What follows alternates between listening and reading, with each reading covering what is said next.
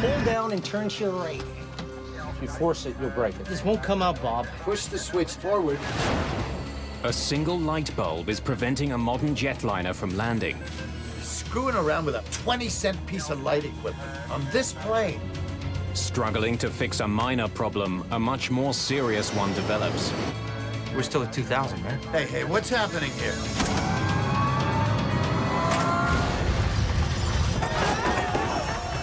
The plane crashes in a remote swamp. Those who survive the crash face a new danger. The swamp has filled with jet fuel. No one light a match! Eastern 401 was a pivotal accident in aviation history. The crash would point investigators to an astonishing danger lurking in all commercial cockpits.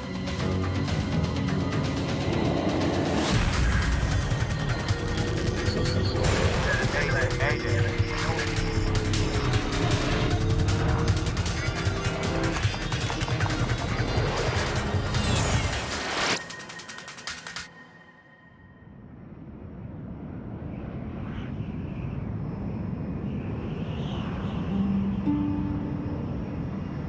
December 29th, 1972, the dawn of the jumbo jet era. On its way to Florida, this L-1011 TriStar is the most advanced passenger jet in the world. The Lucky TriStar was a fascinating bird. It was a beautifully flying airplane. It had a tremendous amount of power and a lot of innovation to it. The cabin of this Eastern Airlines jet is large and quiet. The service is first-rate. Bob Loft is the captain for Eastern Airlines Flight 401. He's been with the airline for more than 30 years. His first officer is Albert Stockstill. His second officer is Donald Repo. The jet has left the bitter cold of New York behind and is now descending towards Miami. Welcome to Miami. The temperature's in the low 70s, and it's a beautiful night out there tonight. Go ahead and throw them out.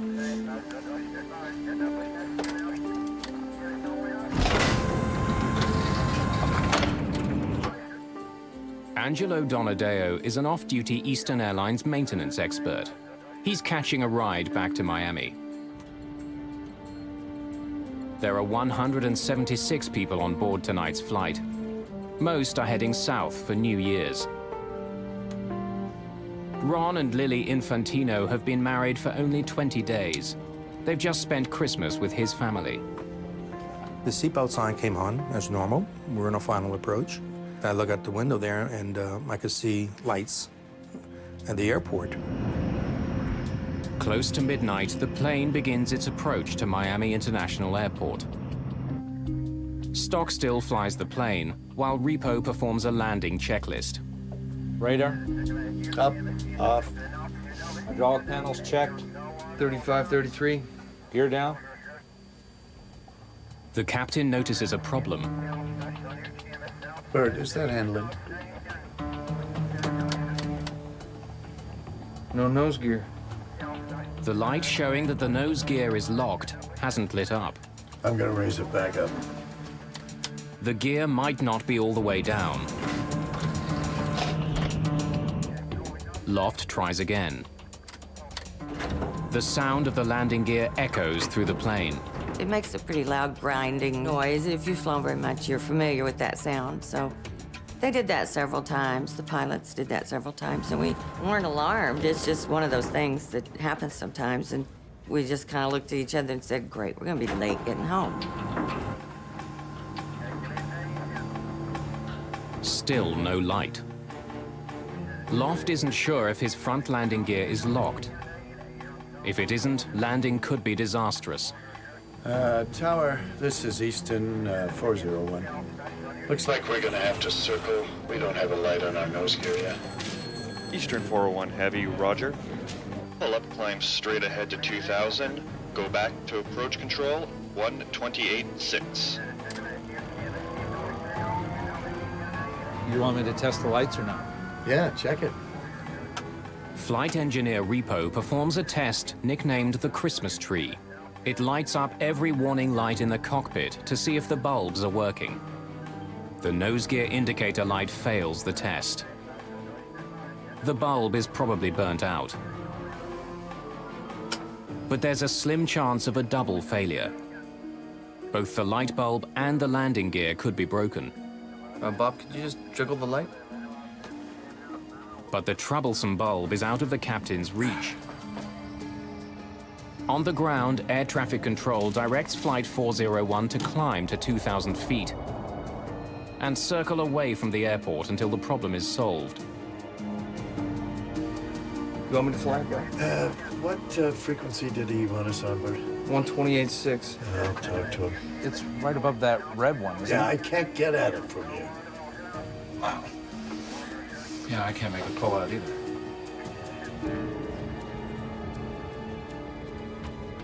It's a moonless night. As the plane veers away from Miami, there's total darkness outside. All of a sudden, it turned pitch dark again. And that means we were going back out west towards the Everglades. Co-pilot Stockstill is flying the plane, but Captain Loft needs his help to solve the problem. Put the autopilot on here. The TriStar is equipped with the most sophisticated autopilot in history. It actually has the ability to land the plane on its own. Stockstill programs it to fly at 2,000 feet. Now, see if you can get that light out.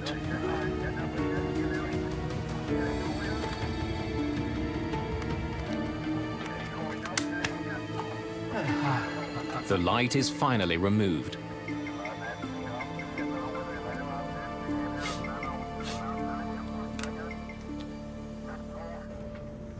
Richard Pragluski is an aviation engineer. He takes this flight regularly and can tell that the plane is experiencing technical problems. He was heading out towards the Everglades. I knew there was something wrong with the plane because if you have a delay, they'll circle the plane. The irritating problem isn't getting better. Now Stockstill can't get the light back in. Now, push the switch just forward. Okay. You got it sideways then. Eastern 401, turn left, heading 300. Okay, 300, Eastern 401. Hey, get down there and see if that damn nose wheel is down. The electronics bay on the plane is underneath the cockpit. The room, nicknamed the Hellhole, is a unique feature on wide-bodied jets. The front landing gear mechanism can be seen from there.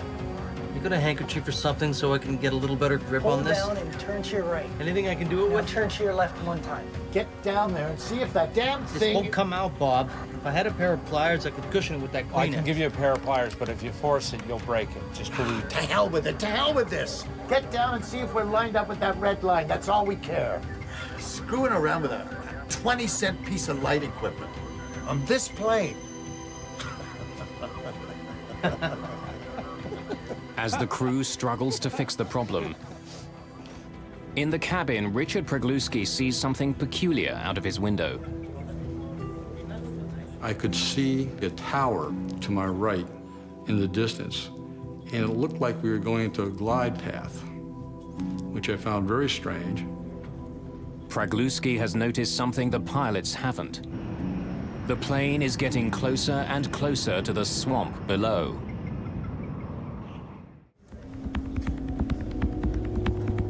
Eastern Airlines Flight 401 is flying over the Florida Everglades. Below it, nothing but a dark, deserted swamp. To passenger Richard Pragluski, something doesn't seem right. I felt it kind of strange that they hadn't made any announcements. But again, he was still fairly high off the ground. And I figured they would come out and tell us that when they were going to make the landing. So I wasn't overly concerned. Put it in the wrong way, huh? Looks square to me. Can't you get the hole lined up? I don't know what the hell's holding that damn thing in there. It's always something. We could have made schedule. Without a green light, they still don't know if their landing gear is locked.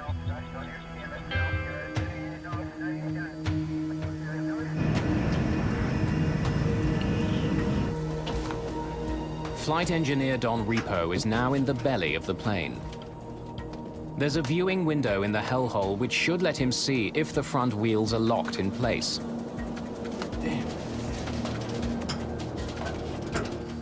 I don't see it down there. Huh? I don't see it. It's not lined up. I can't see it. It's pitch dark, and I throw the little light and get nothing. Wheel well lights on? Pardon? Wheel well lights on? Captain Loft has forgotten to turn on lights outside the plane that illuminate the landing gear. Now try it.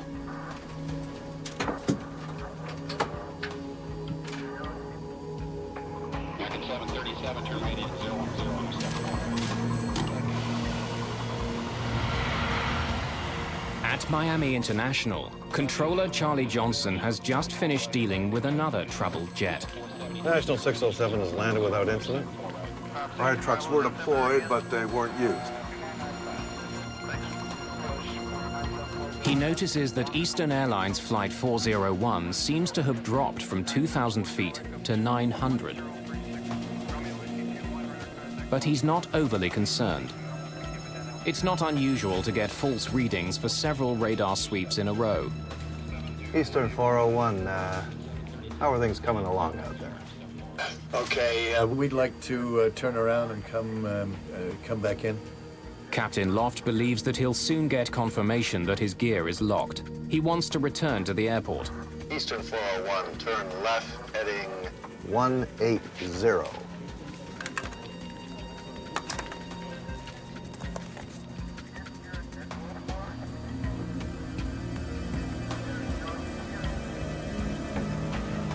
The plane is heading west, away from the airport. It will take several minutes to get lined up for the landing.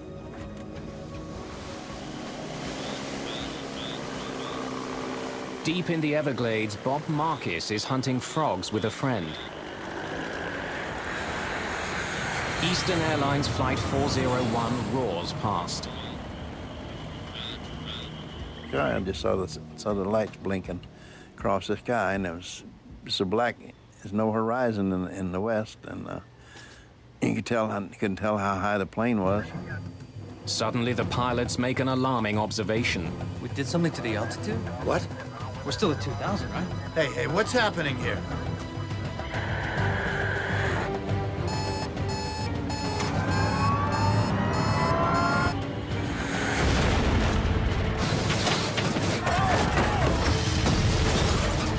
I see the lights in the cabin just flickering on and off, and I heard a noise. It was a violent whipping sensation. Then all of a sudden, all hell broke loose.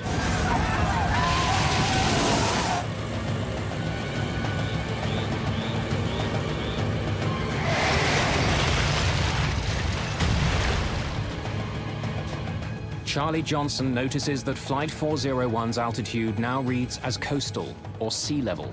Eastern 401, I lost you on the radar there, your transponder. What's your altitude now?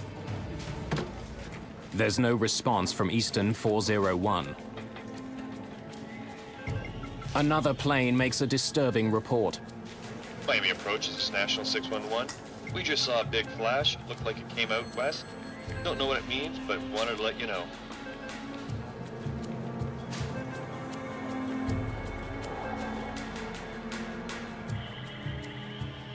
In a dark, remote swamp, those who survived the crash find themselves in a nightmare.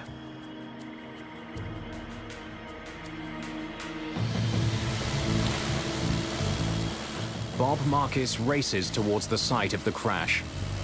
Oh, I was going as fast as I could. It took me about 15 minutes, I think, to get to the crash site.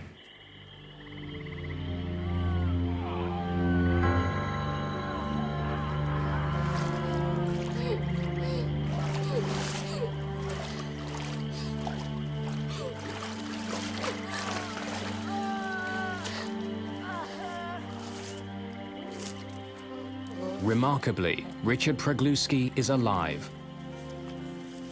I knew I was badly injured because I could see my clothes hanging from my body. I had almost no clothes in the upper half of the body, and I could see skin coming down my arms.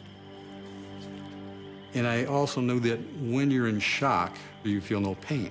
So I knew I really was seriously injured. And I started thinking, I said, well, you know, the pain will come later, but how do I keep calm and get out of there? Because the longer I'm in that swamp, and the condition I'm in, the more danger I'm in. When the plane crashed, a huge fireball tore through the cabin. I remember that fire coming into my face. I remember the flash. I remember that I tried breathing, and I could not get my breath. Of course, the fire took all the oxygen out of the air. And that's the last thing I remember until I got up in the swamp itself. Ron Infantino was knocked out by the crash. He wakes up in the swamp. So I was thrown quite a bit. And I was away from Verizon and everybody else. Nobody was even near me. Lily. Lily. He's badly wounded. His new wife, Lily, was sitting next to him, but now she's nowhere to be seen.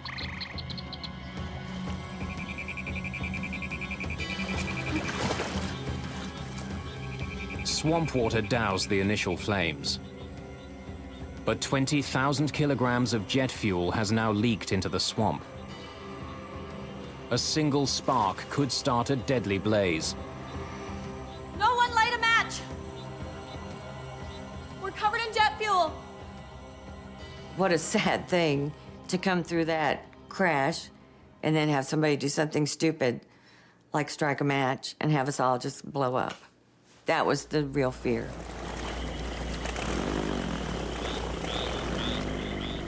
Hoping to help the survivors, Bob Marcus jumps into the swamp. He immediately feels the sting of the jet fuel on his skin. It burnt my legs. I had to treat my legs for burns for about a week. Marcus quickly spots a survivor who's in grave danger. The badly wounded man is still strapped to his seat. He's on the verge of drowning. And his head kept dropping down in the water. He came up, he said, "Help me. I can't hold my head up much longer," and then dropped back down in the water. So I helped him, I pulled him up. Don't worry, I got you. I got you. Bob Marcus saves dozens of lives, preventing many people from drowning.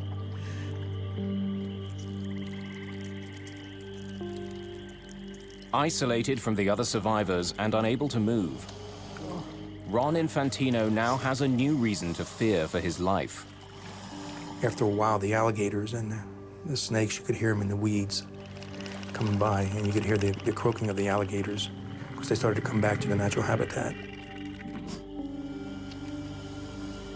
And as far as I'm concerned, if a gator came up to me or a snake, I was dead meat because I couldn't defend myself at all. And then I heard Christmas caroling. Silent night, holy night, all is calm. To rally the survivors' spirits, Trudy Smith and others sing Christmas carols. We knew instinctively that we weren't going to get out of there in a hurry because nobody knew where we were. In the middle of the swamp, midnight. So what else are you going to do?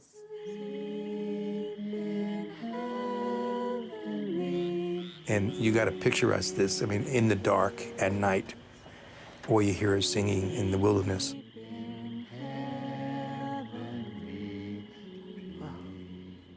It was like being on the Titanic going down type of thing, you know?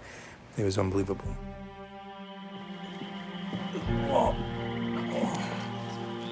Within minutes, Coast Guard helicopters are sent out in search of the crash site. But in the pitch black night, they can't find the wreckage. Bob Marcus tries to signal the distant helicopters. But I could see where they were, and they were going the wrong direction. And I just waved the light at them until I saw them turn and head back towards us.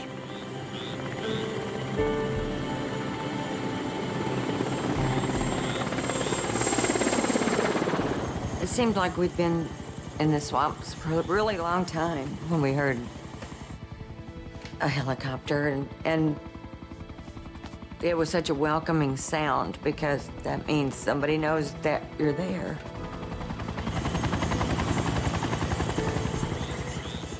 Less than half an hour after the crash, the Coast Guard arrives. But the nearest landing site is 100 meters away. Marcus rushes to meet the helicopter and ferry the rescuers back to the crash site. His first passenger is rescue worker Don Schneck.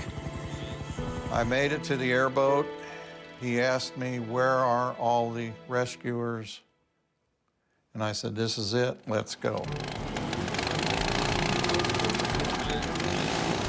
He took us out into the glades to a point where he said, this is as far as I want to go because I don't want to run anybody over.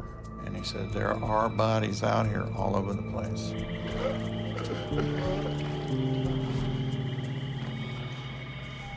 Don Schneck starts searching for survivors.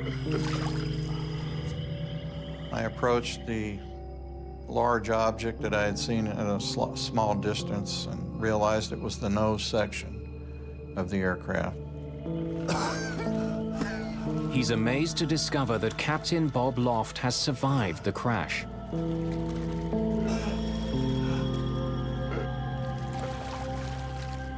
He was in bad shape.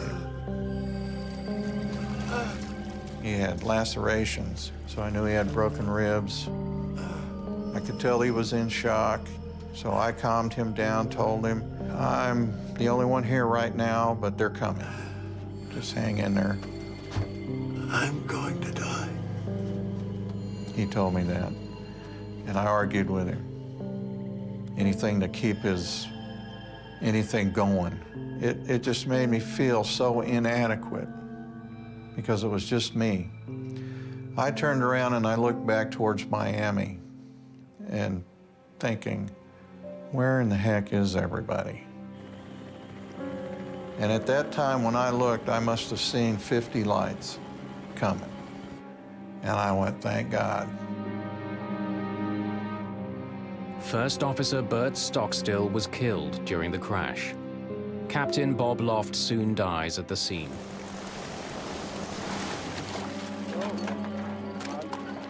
Angelo Donadeo and Don Repo have survived and are taken to hospital. In all, 77 people survived the crash.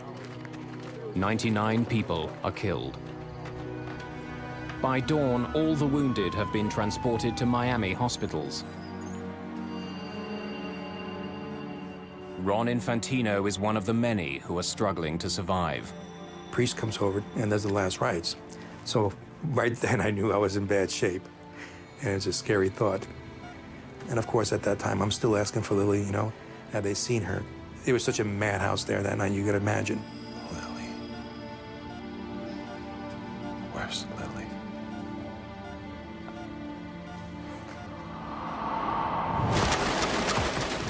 The crash is headline news around the world. It's the first ever jumbo jet to crash, and it produces the largest number of deaths in US civil aviation history. There's tremendous pressure on investigators from the National Transportation Safety Board to find out what happened. It was an enormous puzzle because this was the newest, the most sophisticated, the best of the airliners. It apparently was in perfect working condition. So the NTSB perceived that this was going to be a very long investigation that involved multi-level potential problems.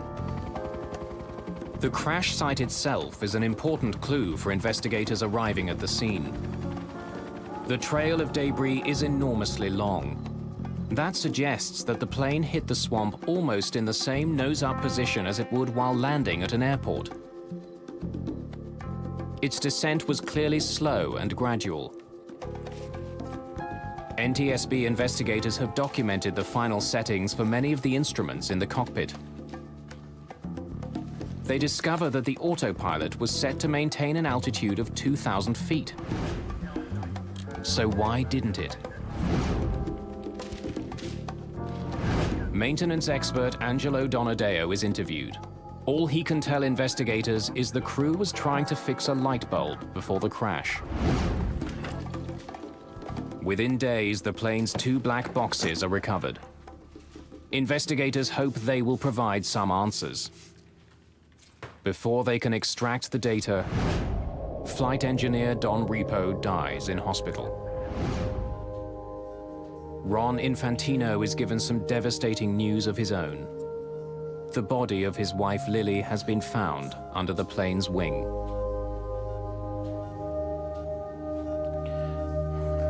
She was just a wonderful person. I was 27 years old, and she was the same age, and it was actually my first love. Infantino is haunted by the memory of switching seats with Lily just before the crash. They had swapped seats quite casually earlier during the flight when she had gotten up to go to the restroom. She was thrown into the swamp and drowned, and he lived. The swamp proves both a blessing and a curse for survivors. That's what saved most of the lives, actually. Because the plane broke up, it absorbed all the energy. And the mud absorbed it, and the plane just dispersed. The swamp water is so thick with mud, it also clogs survivors' wounds, preventing many from bleeding to death.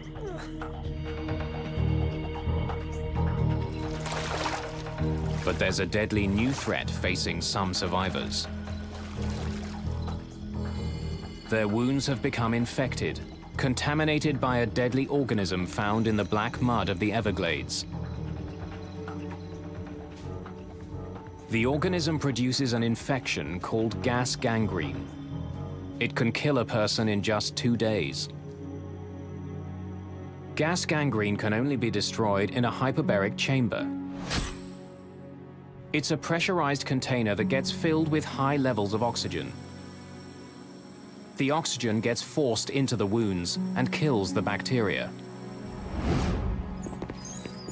8 of the surviving passengers are infected with gas gangrene. Hyperbaric chambers must be found for all of them. The only other way to save patients is to amputate the infected limb.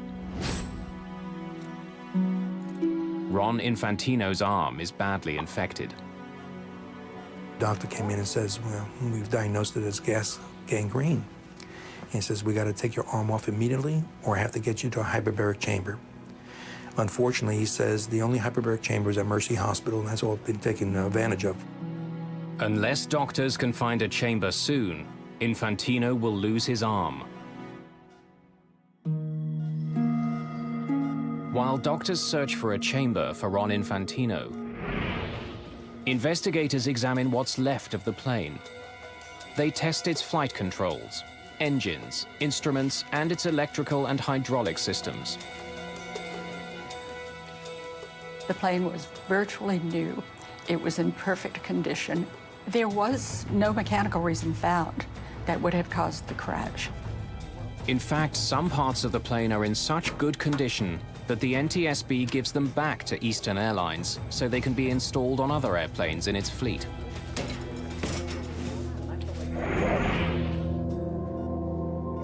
An unused hyperbaric chamber is finally found for Ron Infantino at a Navy base in Panama City. He spends 40 hours in the chamber. The pressurized oxygen kills the bacteria and saves his life. Gentlemen, we have 3 causes of the crash to explore. A state-of-the-art jetliner plunged 2,000 feet without the crew noticing. Investigators know the plane was mechanically sound. They now focus on other possible reasons for the unobserved descent. At the top of the list is subtle incapacitation of the pilot. The autopsy of Captain Bob Loft has yielded a gruesome discovery. Captain Loft had a large, undetected tumor growing in his brain. It pressed into the part of his brain responsible for sight. Medical records reveal that between the ages of 50 and 52, vision in the pilot's left eye had rapidly deteriorated. Doctors believe that the captain may have had reduced peripheral vision. The tumor could have created blind spots. As his attention became focused on the malfunctioning light, he may not have noticed dire warnings on his altimeter.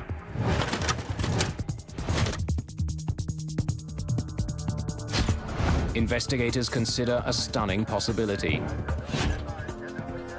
An undetected medical ailment may have contributed to the world's first jumbo jet disaster. We're still at 2,000, right? Hey, what's happening here? Investigators learn what they can about Captain Bob Loft. They interview people who knew him and pore over his medical records. The investigators heard that Captain Loft, so far as his family and friends knew, had perfect vision. He was an expert marksman. He shot doves, particularly, which are a very small target. Loft's records show that he'd recently passed a medical in which he was issued corrective glasses for flying. But the evidence doesn't support the notion that his vision was dangerously impaired. He was 55 years old, and who gets to be 55 without wearing reading glasses? Not many. Dr. Joe Davis, who did the autopsy, told me that even though the tumor was pressing on areas of his brain that control vision, there was no reason to think that it had yet begun to affect those. He felt it had nothing to do with the accident. Investigators still don't know why Flight 401 started descending in the first place. Put the autopilot on here. Could the autopilot, which was supposed to keep the plane at 2,000 feet, have malfunctioned? The plane's computers survived the crash. They're removed and examined. 11 days after the crash, the autopilot computers are installed on another TriStar. It flies the same route as Flight 401. The autopilot holds that plane at 2,000 feet. So why hadn't it on the night of the accident? Investigators will need to explore other leads to find out. There's another question that dogs this investigation. Why didn't the Miami Tower alert the crew that their plane was dropping? The world's first three-dimensional radar had recently been installed there. It meant that controller Charlie Johnson knew the location, altitude, and speed of Flight 401.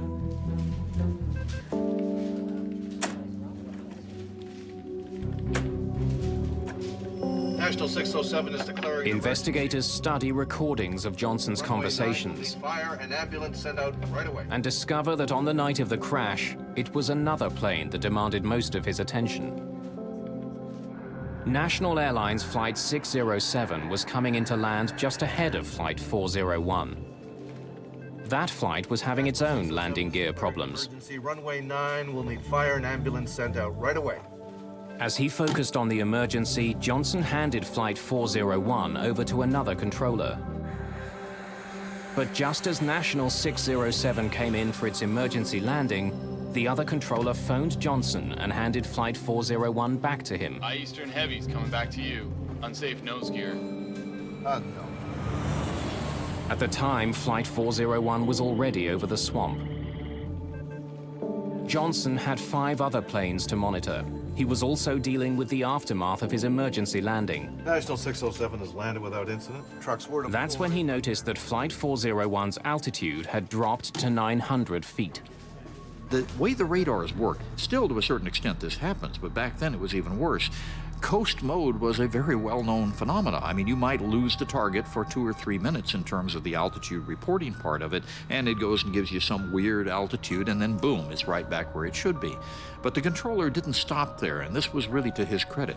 Johnson decided to make contact with Flight 401. Eastern 401, how are things coming along?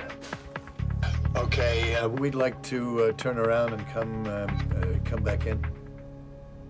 Eastern 401, turn left, heading 180. After that brief exchange, Johnson assumed there was no problem. Eastern 401, how are things coming along? Okay. Investigators conclude that at that moment, Controller Johnson was the only one who could see that the plane was losing altitude. Why hadn't he passed that information along to the crew? US government regulations for air traffic controllers provide the answer. It simply wasn't part of a controller's job. At the time of the crash, the FAA required approach controllers to maintain a separation of the airplanes. It did not give them a duty to maintain the altitude of the airliner with regard to the ground. Now investigators try to determine how the plane's own warning system failed to alert pilots to their growing danger.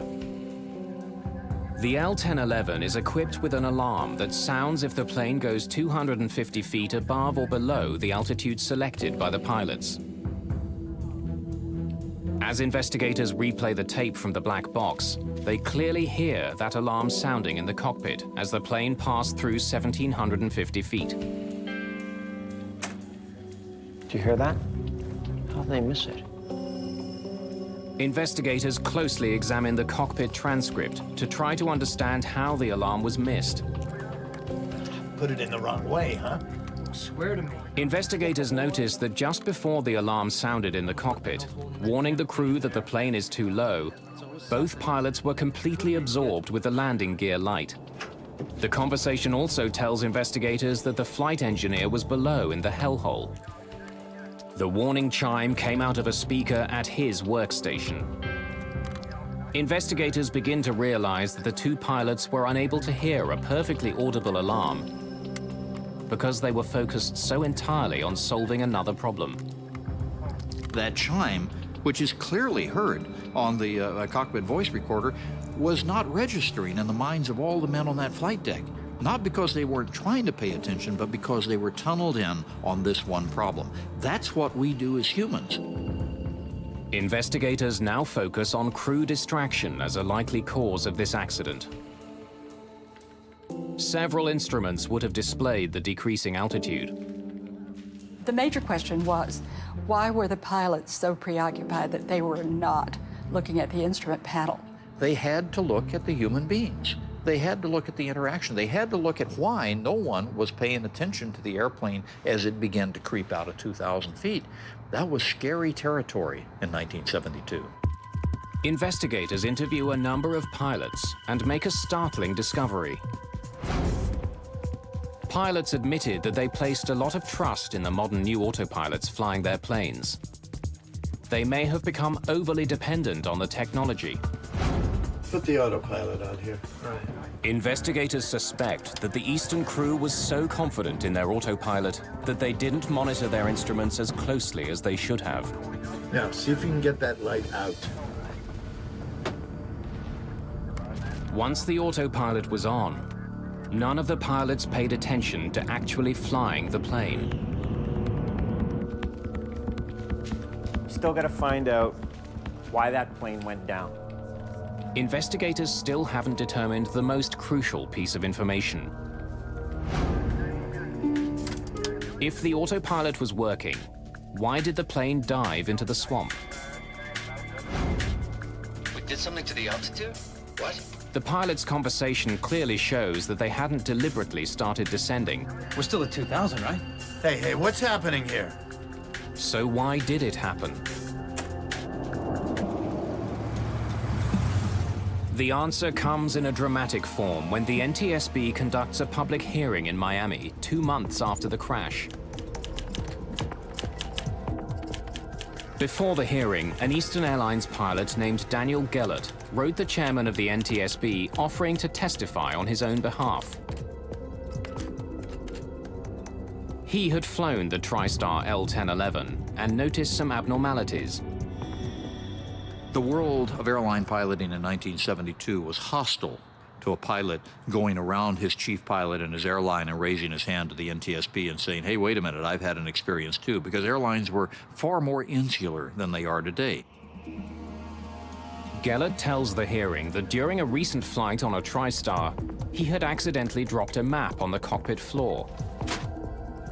As he bent down to pick it up, he nudged his control column.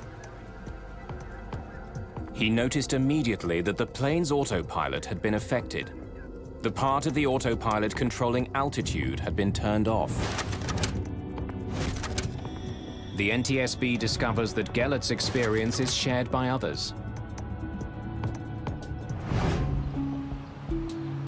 In fact, 17 days after the accident, Eastern Airlines tacked a notice onto a company bulletin board and also mailed it to all of its TriStar pilots. The bulletin warned against accidentally bumping the control wheel. One of the things that we built into all the modern jetliners and airliners is simply a pressure switch. So if you need to take over right now, you don't want to be wasting time down here on the panel turning the autopilot off. You just grab it and the autopilot goes away. The flight data recorder tells investigators the precise moment that the plane's altitude started to drop. It was 11:37 and 8 seconds. By studying the voice recorder transcript, investigators can tell what was happening in the cockpit at that exact time. Hey, get down there and see if that damn nose wheel is down. By turning to speak to the flight engineer, investigators believe that Captain Loft bumped his control wheel. He did it with just enough pressure to disengage that part of the autopilot that had been controlling the plane's altitude. Without anyone realizing it, a simple nudge of the control wheel started a gradual descent. On a dark, moonless night, the pilots had no visual cues to tell them they were falling. It was determined that occasionally, with just a soft bump, an autopilot had been disengaged. So before the crash, it wasn't part of the training? A training director for Eastern Airlines eventually reveals that before the Everglades crash, pilots were never taught that a bump could disengage the autopilot. The NTSB comes to a sobering conclusion. The plane crash was due to pilot error. The crew was distracted. They mishandled the plane's sophisticated automation, and they hadn't been properly trained. Eastern 401 was a pivotal accident in aviation safety history, and we really didn't know this for about 10 or 15 years in terms of the true import of what it did to us in focusing our attention on the fact that the way we handle things in a cockpit was not only not correct, but it was dangerous. Investigators also make a disheartening find. When the nose gear indicator light assembly is examined, they discover that a light bulb inside is burnt out. Go ahead and throw them out. Flight 401's landing gear was locked. The plane could have landed. The only piece of the plane that failed was a $12 light bulb. The full legacy of Flight 401 will take years to unfold. It will ultimately alter how pilots are trained and how accidents are investigated. But first, the tale of Eastern Airlines Flight 401 will take a very bizarre twist.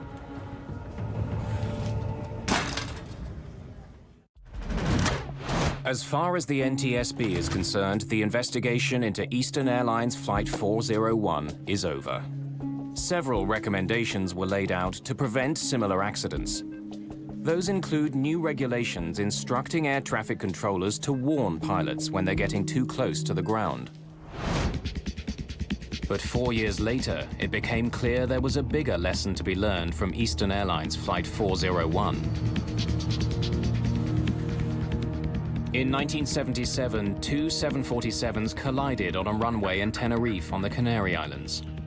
It was the deadliest plane crash of all time. And we're now at takeoff. Okay, stand by for takeoff, I will call you. 1736, report when runway clear. That accident was caused by a string of miscommunications in the cockpit. Is he not here often? Is he not here often on American?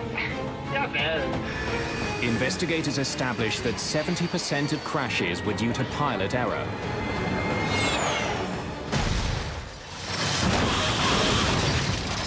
Both of these accidents, Tenerife and 401, what you see is crews dedicated to doing a good job, but not realizing that they're human, not realizing how many things can go wrong if you don't appreciate how human beings fail. By the late 1970s, NASA began to explore a new behavioral science designed to reduce pilot error. And pilots be on the lookout for any different behavior when we acquire. It's called Crew Resource Management, or CRM. Crew resource management simply means that we're not going to have one pilot leading and everybody else following. It means that the captain has to be a leader and listen to and interact with his subordinate crew members, and the subordinate crew members have to speak up. Decades later, Flight 401 is taught in aviation courses around the world as a textbook example of poor CRM. The problem was that we did not teach Bob Loft or Stockstill or any of these folks at the time that when something goes wrong, the commander's first responsibility is to maintain aircraft control and either do it himself or assign somebody. We're up to 2,000. You want me to fly it, bro? What frequency did he want us on, Bert? 128.6. I'll talk to him. On Flight 401, Captain Loft did not clarify who should be doing what. Instead, all 3 crew members worked on the same problem. Bob, could you just jiggle the light? It's gotta come out a little bit and then snap in. With the co-pilot flying, the captain commanding from the left seat, you already had cross purposes here. It's right above that red one, isn't it? Yeah, I can't get at it from here. And you had a light quadrant the captain couldn't quite reach, and the co-pilot could, but the co-pilot is flying the airplane. You've just set them up for a major problem, and guess what? Systemically, we never taught them what to do. Today, CRM also trains flight crews not to be intimidated by one crew member's mood. You got a handkerchief or something so I can get a little better grip on this? Anything I can do it with? Get down there and see if that damn This thing... won't come out, Bob. So if the leader is having a problem, in this case with a light bulb, Okay. You got it sideways now. and he's really irritated at it, and the co-pilot has now made the problem worse. Co-pilot's not going to be happy with himself over that. I don't know what the hell's holding that damn thing in there. Don Repo is not going to be happy that he got downstairs to try to solve the problem, and he couldn't see anything, and he's got to come up and report that. I don't see it. They're all tense. It's not lined up. I can't see it. And when you get a crew like that tense, it's not to turn around to the captain and say you shouldn't have done that. But this is part of the evolution of what air safety has now learned and been able to teach so many other industries. The enduring legacy of Flight 401 is the delegation of specific tasks in the cockpit. The result is fewer crashes. There was also much more bizarre fallout from this crash. For a while, it seemed that the crew of Flight 401 was haunting other Eastern Airlines flights. For some time after the crash, flight crews and passengers report seeing lifelike apparitions of Flight 401's crew.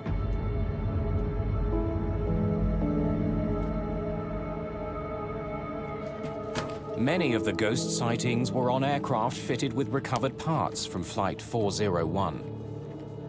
The ghost stories spread quickly.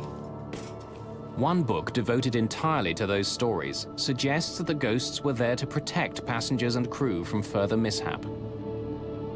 The official reaction at Eastern Airlines to these ghost stories was one of absolute eye-rolling denial in public, and in private, a certain bit of panic.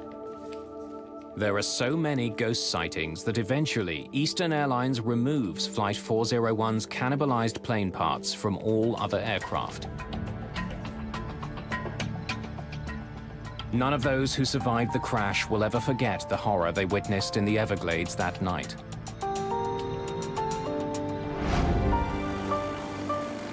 And 35 years after their ordeal, many of them returned to that swamp to finally recognize the heroic efforts of Bob Marcus.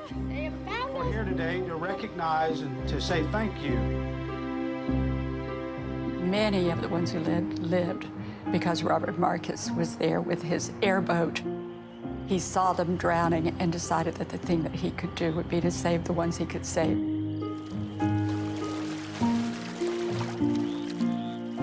Robert Marcus was the kind of person that I hope that all of us ultimately would be if we were confronted with that sort of thing, but he drew on some special courage to do what he did. He was one of the true heroes of the crash.